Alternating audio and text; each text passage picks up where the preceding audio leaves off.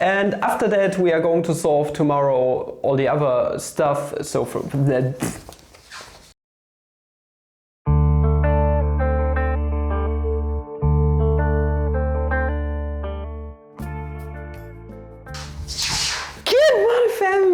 Video.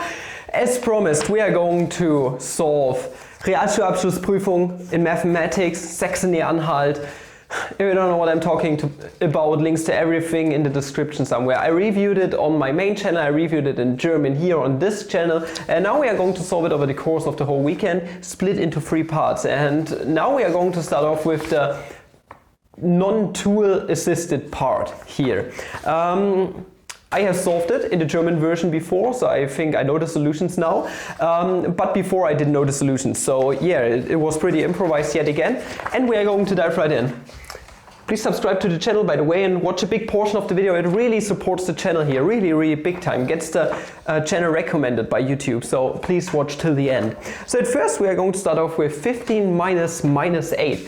And if you have watched my channel here, then you might know that negative times negative is going to be positive. So overall that's 15 plus 8, giving us 23 in natural numbers by the Peano axioms. Now, next up is 7/2 plus 1/4. And if you have watched the content on this channel, you might know that we need to expand this fraction in order for us to add those fractions together. So what's the common denominator? It's obviously 4. That's a multiple of 2. So we are going to expand this fraction by 2/2, multiplying fractions together here on this side. 2 times 7 is going to give us 14. Over 2 times 2 is going to give us 4. And all of this plus 1/4, leaving us with a common denominator of 4. And up here we are going to get 14 plus 1 gives us 15. And thus we are done. Next up we are going to add things with different units together. So 3 kilometers plus 10 meters. And there are actually 2 solutions to this thing. You can either turn the kilometers into meters or the meters into kilometers and then factor out the units basically and add everything together. We are going to go both ways, but just because. So now, at first, 3 kilometers by definition, a kilometer is just 1,000 meters, gives us 3,000 meters plus 10 meters. And this is overall, okay, same units now, this is good, 3,010 meters. But what about turning the meters into kilometers? So 3 kilometers plus, okay, 0.1 kilometer are 100 meters, so that doesn't work, but 0.01 kilometers are actually 10 meters. Meaning if we were to add those together, we are going to get 3.01 kilometers. And this should do the trick, I suppose. Next up, we are going to divide a decimal number by some other number. So 19.2 divided by 4. And many students have problems with this just because there's a decimal thing going on, but it's actually quite easy, to be honest. You can either expand this fraction by 10/2 basically, so 10/10, then you have 192/40 and then just get everything cancelled out basically and then reduce it to a decimal number. Or what you can also do is you can go to the next highest number, 20, and divide this by 4. 20 by 4 is 5. So our answer must be less than 5 in some way.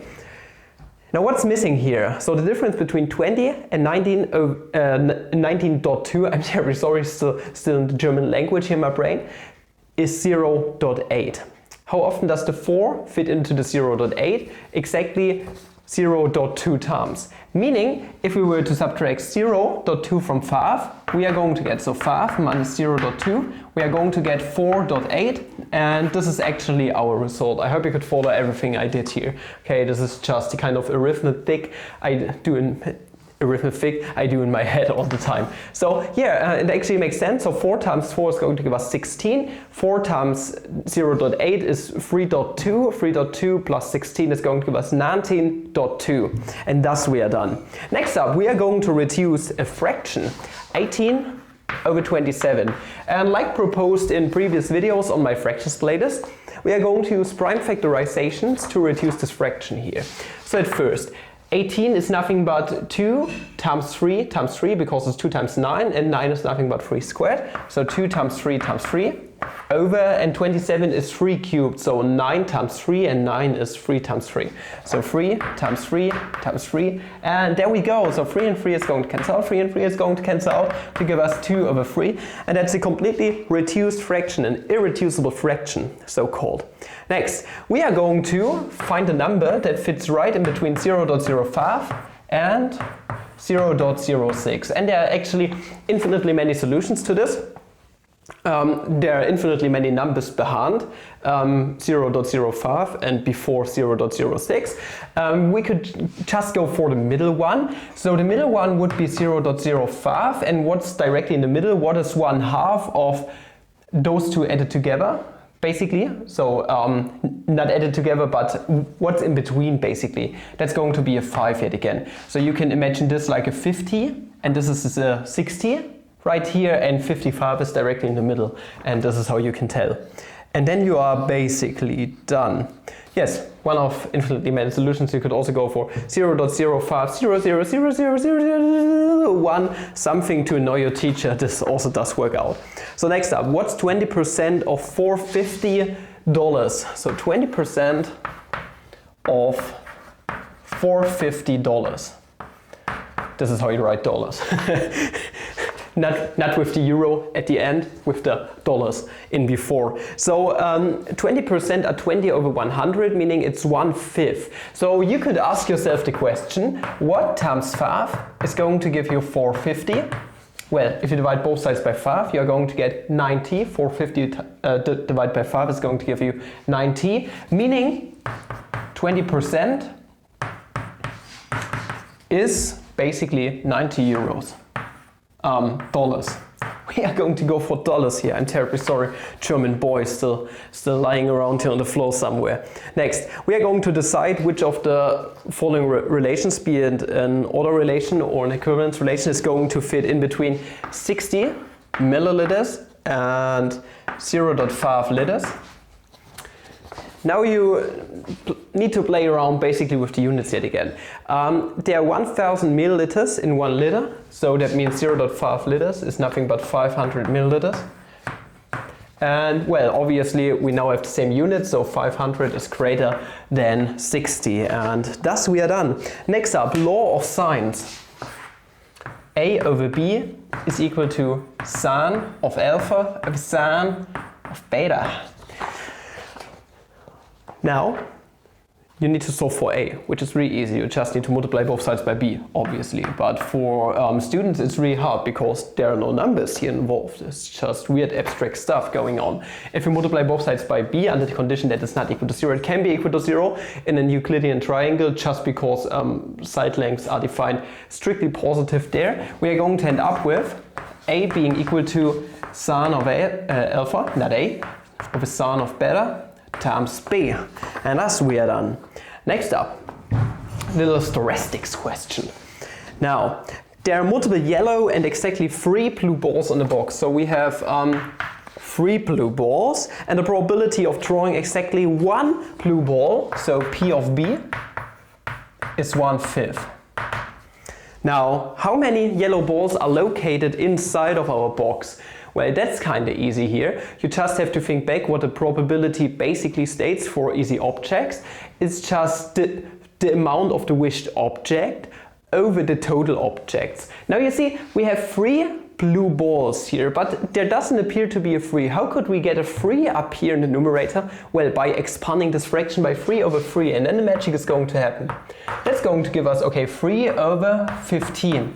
Aha! So now we have what I just said. We have what we demand over the total number of balls in there, okay, sigma balls, meaning we have 15 balls overall in there, and 15 minus 3 is going to give us 12 yellow balls as the difference. Okay, so 3 blue balls out of 15 is the probability of drawing a blue ball, and thus the complement probability, so drawing a yellow ball, is 12 out of 15. Okay, meaning we have 12 yellow in there. Okay, GG.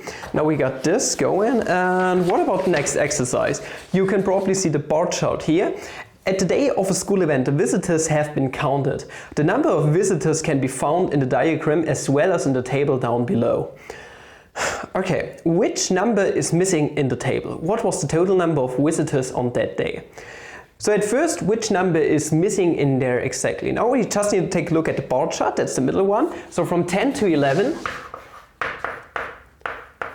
we actually had 180 visitors, but 73 of those came in from door number 1, so negative 73, this is just what you got here, meaning the missing number for door number 2 is 180 minus 73 is going to give us 107. So 107 visitors entered through door number 2. Now, what was the total number of visitors on that day? Well, let us just add stuff together. So we got 180 from 10 to 11, so 180. What else do we have? We have 80 visitors from 11 to 12, plus 80, and then plus, okay, let us count here. You can't really see if it's 173, for example, visitors from 9 to 10, but it's 90 plus 80, giving us overall 170. Meaning we're going to get, okay, 180 plus 170 is going to give us 350, plus 80 is going to give us 430 visitors overall. Okay, awesome. Next up, what are the coordinates of the point A? I mean, the x-coordinate comes first and the y-coordinate, meaning A is exactly at, let me see, 5,4. And now, the graph of a linear function with a 0 at x0, x0 being equal to 3 passes through A, meaning, let us draw a tiny little graph here. So we got 5 here and we got 4 here, for example. Then our point A is here. Then we got a 0 at 3. So that's x0 at 3. And now a linear function basically passes through those 2 points, meaning we can just connect those two with a straight edge, with my imaginary straight edge here. And then we are done. Yeah, that's the exercise. Okay, what is the value of alpha in this one triangle that we got here? So we got triangle, this is alpha, this is 3 alpha if I remember correctly, and 2 alpha. And the only real thing you need to know here is that the sum of all interior angles of a regular Euclidean triangle is 180 degrees. Meaning 180 degrees are all the angles in here added together. We got alpha plus 3 alpha, 4 alpha plus 2 alpha, 6 alpha. Meaning overall, dividing by 6 because it's not equal to 0, leaves us with alpha being equal to 180 degrees over 60 and, well, over 6, I'm terribly sorry. And the number 30 fits 6 times into 180, meaning alpha is 30 degrees. Okay, cool thing. And now we need to draw an obtuse angled triangle. And yeah, you need to know the definition of this thing. Let me see. Let's do it kind of exaggerated. An obtuse angled triangle is one where one angle in here, let's call it beta, is bigger than 90 degrees but less than 180 degrees. Meaning, for example, if we have beta being equal to 110, then that does work out. That's an obtuse angled triangle. And thus we are done with the part without tools. I thank you for watching. If you did enjoy this video, make sure to recommend it to your other fellow students or to your teacher. Maybe he's interested in German education too, for example, like the German exams that we have here, finals. And other than that, check out the main channel, check out the merch and all the other videos coming out over the course of this weekend. And up until the next video, I wish you guys a flammable day. Ciao!